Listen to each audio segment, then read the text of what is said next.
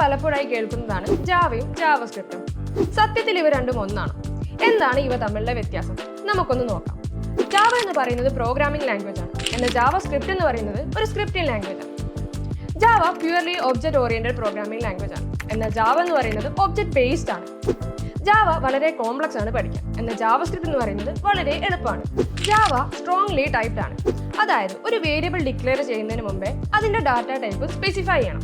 എന്നാൽ JavaScript loosely typed ആണ്, അതായത് ഒരു വേരിയബിൾ ഡിക്ലെയർ ചെയ്യുന്നതിന് മുമ്പേ അതിന്റെ ഡാറ്റ ടൈപ്പ് സ്പെസിഫൈ ചെയ്യേണ്ട ആവശ്യമില്ല. ജാവ റൺ ചെയ്യാൻ ഒരു ബ്രൗസറിന്റെ ആവശ്യമില്ല, എന്നാൽ ജാവാസ്ക്രിപ്റ്റ് റൺ ചെയ്യാൻ ഒരു ബ്രൗസർ എസെൻഷ്യൽ ആണ്. ജാവയുടെ എക്സ്റ്റൻഷൻ .java എന്നാണ്, എന്നാൽ ജാവാസ്ക്രിപ്റ്റിന്റെ എക്സ്റ്റൻഷൻ .js എന്നാണ്. ജാവ ഹോസ്റ്റ് മെഷീനിൽ സ്റ്റോർ ചെയ്തിരിക്കുന്നത് ബൈറ്റ് കോഡിലാണ്, എന്നാൽ ജാവാസ്ക്രിപ്റ്റ് ഹോസ്റ്റ് മെഷീനിൽ സ്റ്റോർ ചെയ്തിരിക്കുന്നത് സോഴ്സ് കോഡിലാണ്. ഇപ്പോൾ ജാവയും ജാവാസ്ക്രിപ്റ്റും തമ്മിലുള്ള വ്യത്യാസം മനസ്സിലായിട്ടുണ്ടാവും. ഇതുപോലുള്ള ഇൻഫോർമേറ്റീവ് വീഡിയോസിനായി പ്ലീസ് ഫോളോ us.